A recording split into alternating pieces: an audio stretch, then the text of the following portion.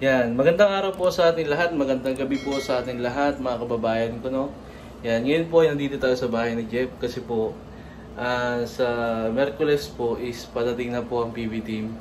So, kasama natin si Jeffrey ngayon at ngayon po ipapakita po namin yung mga ginawa ni Jeffrey ngayong araw. Kasi po, excited na si Jeffrey na makarating yung PB team ulit dito sa Laguna. Kasi, malapit na po yung kasal ni PB Onjay. At sa Merkules po is pupunta na po dito yung PB team. Dito po sila tutuloy sa bahay ni Jeffrey. So ang ginawa po ni Jeffrey ngayong maghapon, pagka-uwi po niya galing school, yan, tinulungan po natin siya maglinis. Siya kasama dito sa PB Onjay, si Kuya Alan, si Lola. Naglinis po kami dito ng tutuluyan ng sabagay, ito po talagang warehouse. Malinis naman po talaga kasi si Jeffrey po ay malinis talaga sa bahay. So, in-adjust lang po namin yung ibang mga gamit kasi yung kwarto po dito sa kabila, ito po kasi yung kwarto ni Jeffrey. Yan po yung kwarto ni Jeffrey. Inayos din po namin itong kabilang kwarto para po at least may space. Dito po tutulog yung ibang PB team, no? Kasi po baka magkarami. Ang alam po is uuwi si PB team Peking Bombay, si PB team Ralph, si PB team Peter Paul, si ano pa nito, Madam Yola, di ba? Tapos sila si Krishna, baka doon matulog yung kanya Sir Paul. Tapos si Jeffrey ito, kanina is natapos kami maglinis mga alas 4, no? Yun. Tatanungin natin si Jeffrey. May konti tayong katanungan kay Jeffrey kasi alam ko excited na to sa pag-uwi ng PB team, no? Lahat ng PB team. Kasi matagal na ulit hindi sila nagkikita. Ilan ba na? Simula saan? Nung umuwi si Simula nung kailan nga sila umuwi? Nung birthday ni Maylin. Oo, kasi nung birthday po ni Maylin, lahat ng PB team is nandito. Si Peking Bombay, si Peter Paul, si Ralph, yan. Si Madam Yola, dito po silang lahat. Nakasama po ni Jeffrey yun. So ngayon,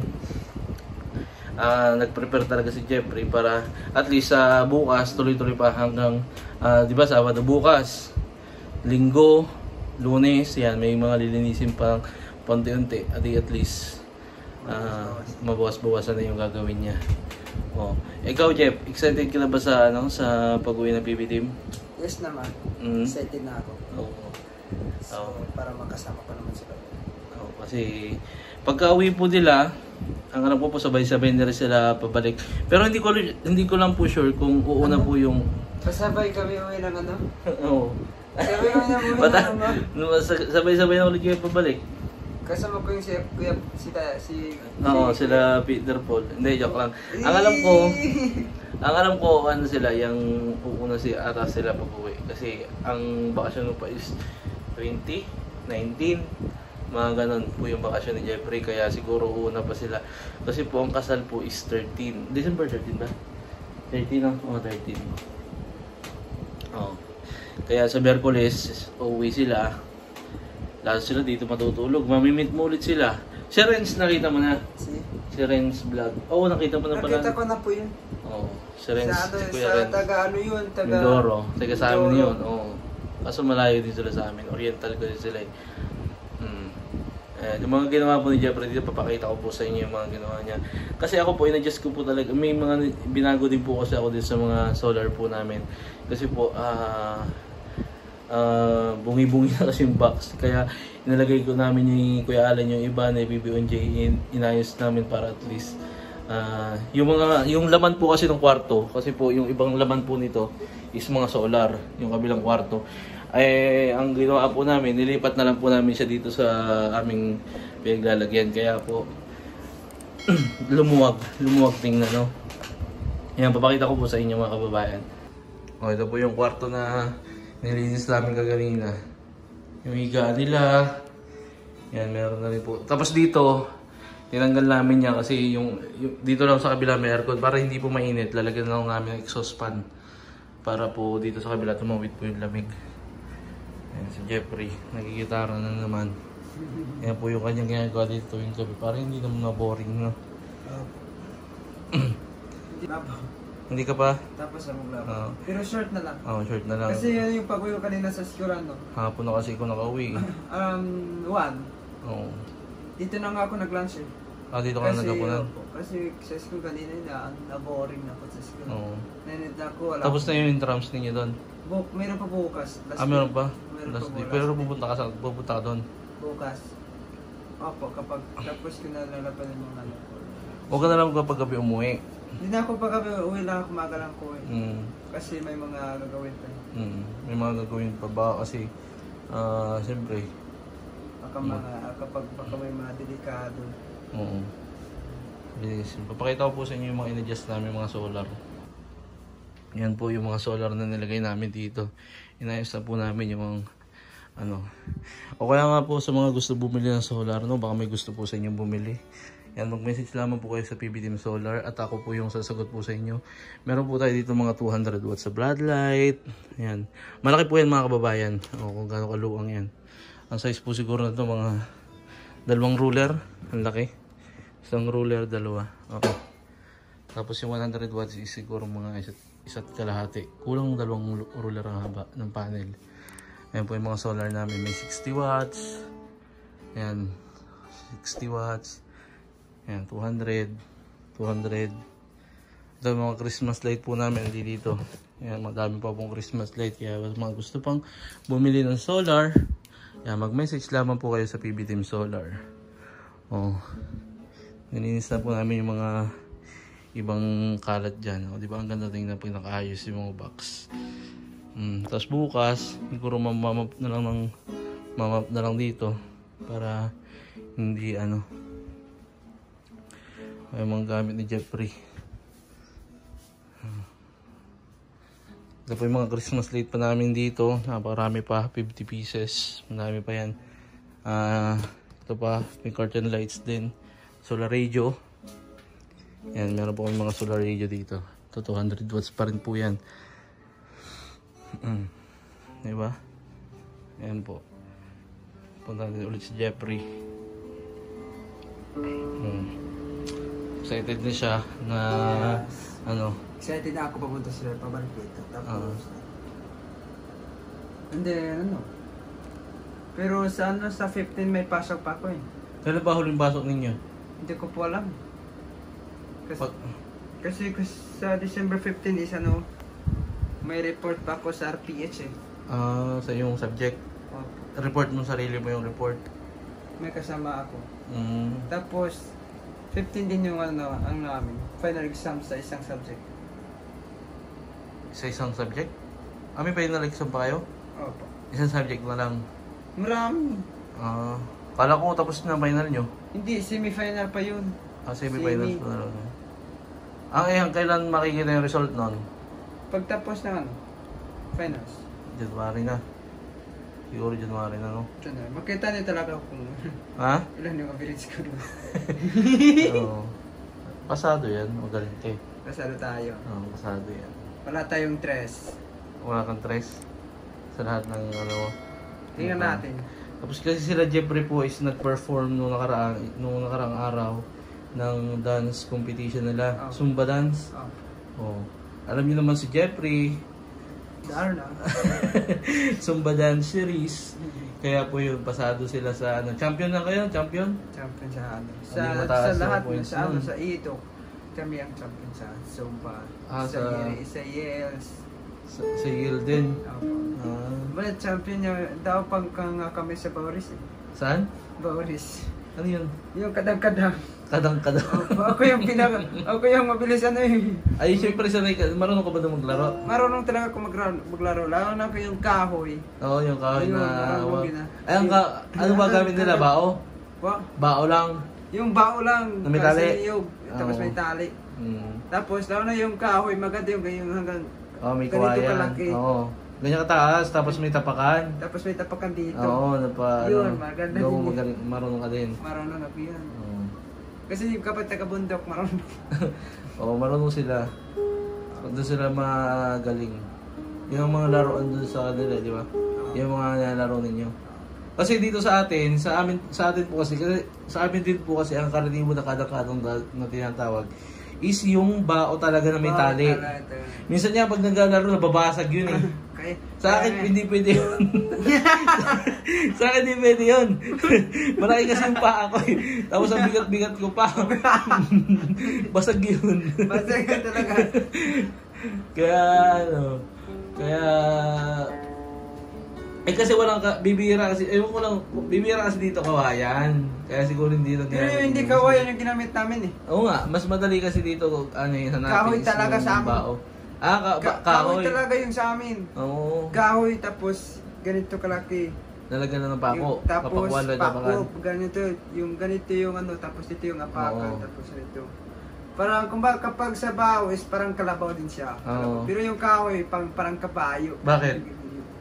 Kasi yung ano, parang alam ko lang eh. Ano yung parang kabayo? Kasi kapag sa kahoy, parang din ganun siya. Hawakan ng ano. Hawakan mo? Oo, sabay yun. Kapag sa kalabaw, parang pag sa bao naman is yung lubid talaga. Ganun talaga.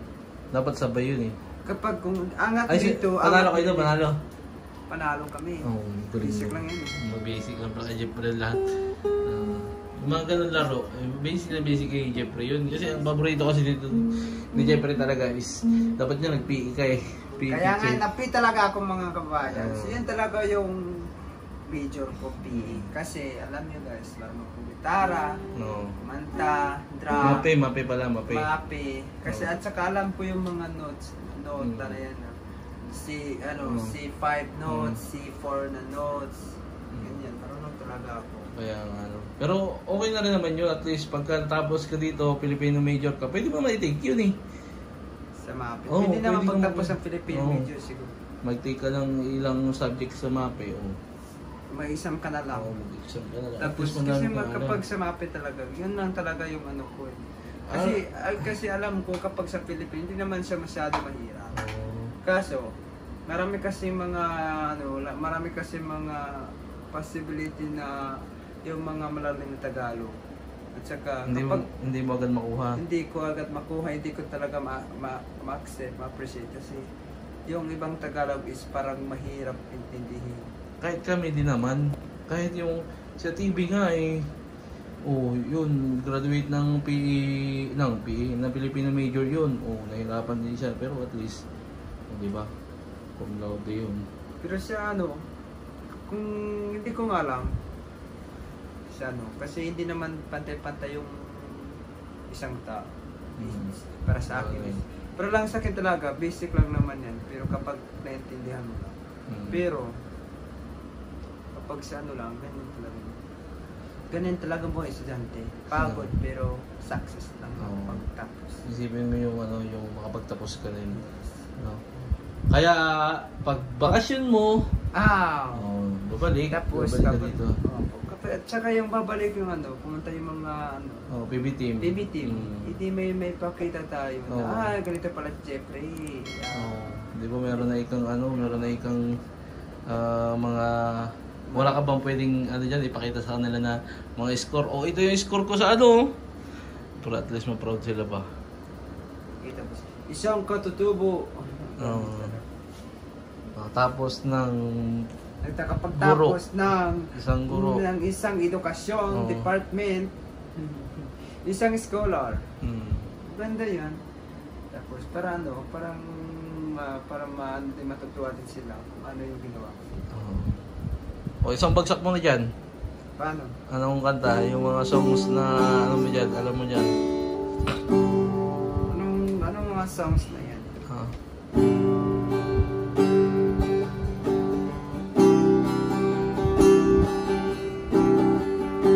Yung church song.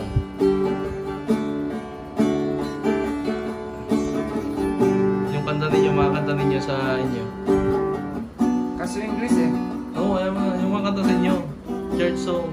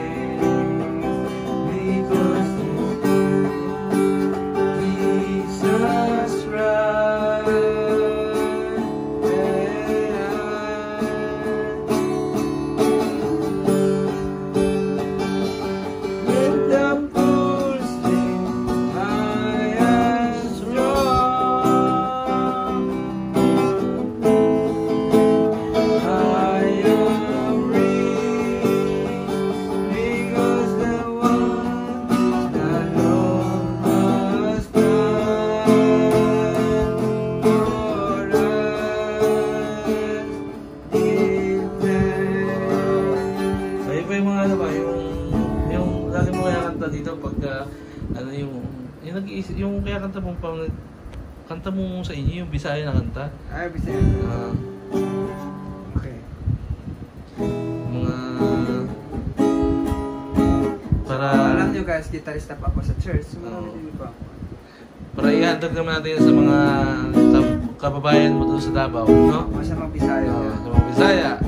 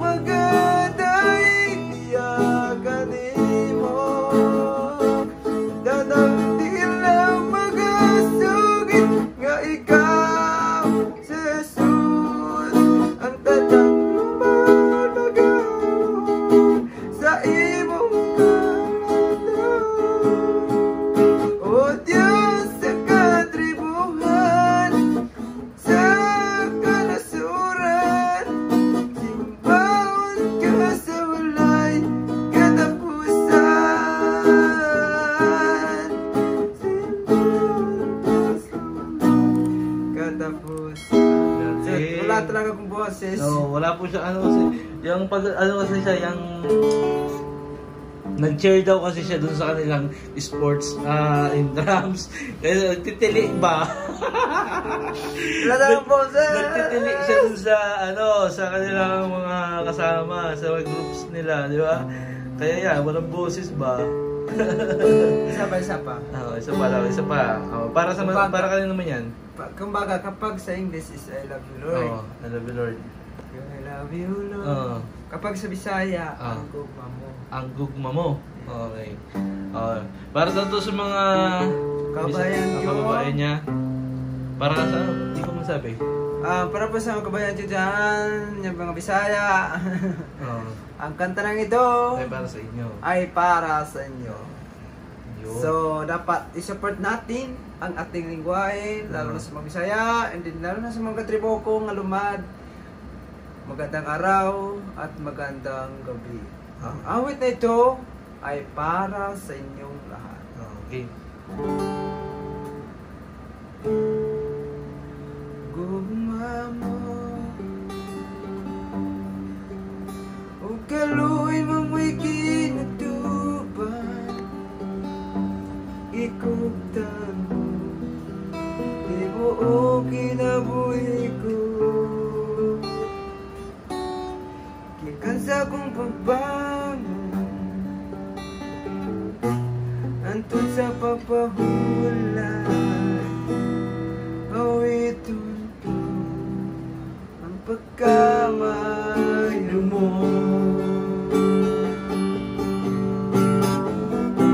Kanunay kang tinudan, kanunay kang maayo ka na ako. Ito na po may ginawa, awiton ko ang pagkamaayo mo. Tingog mo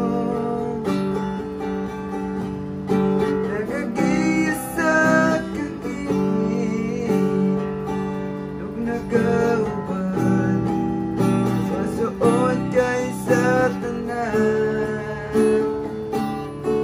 Kaya ikaw ang akong papa, ako imong pinanggan, ang nabuhi ko sa pagkamaan.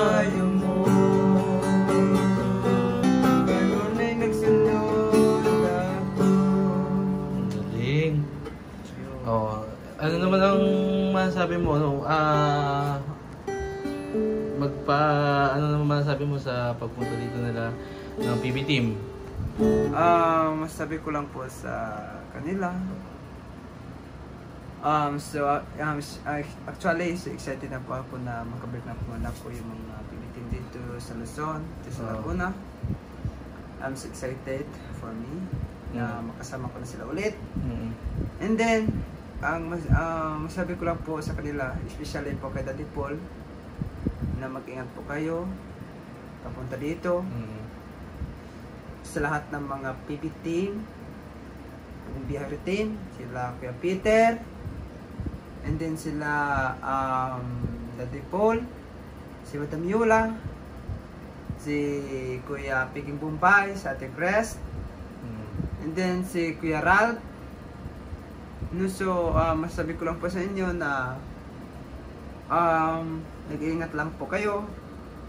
Sa biyahe, mag-ingat sa biyahe. Sa biyahe nyo, mag-ingat po kayo sa biyahe nyo. At I pray na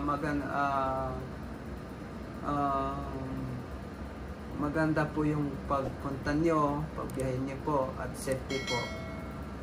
Yan lang po yung masabi ko po sa inyo. And shout out po sa inyo lahat, kaya Peter, si Daddy Paul, and then si Piging Bombay, and si Ate Crest, and si especially kay Kuya Ral. Shout out po sa inyo si Madam Yula, and then lang na si Kuya Rins, Rins Vlog sa Mindoro, na shout out po din sa inyo, sa iyo, especially for your family, shout out, and then especially for my family. So Davao, shout out to ninyo, tatay, and then especially to my sa mga kapatid ko po. And actually, especially po sa sponsor ko po, Tita Jasmine. I'm here. I'm so happy for you. And then thank you for your support me. And then maraming salamat po sa pagtulong, for your help. And then para po sa future, in the future. Dahil po sa inyo na kapag patuloy ako sa pag-aaral, dahil po sa tuloy, especially po kay Tito PBOJ. Yes, yan po yung nag-alaga po sa akin dito. Si Tito PBOJ, shout out po sa iyo. Kahit magkapitbahay lang tayo, shout out po sa iyo. And si Lola, and then kay and then sa si Tita Davy Bata, and then si Tito Rowan. Shout out po sa inyo. And then yan lang po, and then si Nanay, si Tatay Hearns, sa taga Abra. Shout out, and then lalo na si Tris Marias. And then shout out po sa inyo sa Tris Marias, Mylene, Nia, and then si Russell. And then sa yung si Neri. Shout out po sa inyo, Neri. Mag-ingat lang po kayo. And yan lang po mga kabayan. Yan lang po, and thank you po sa inyo lang sa pag-support, sa pag-subscribe, sa pag-follow po sa page namin, Nival TV. Yan lang po, bye po. Bye. Thank you.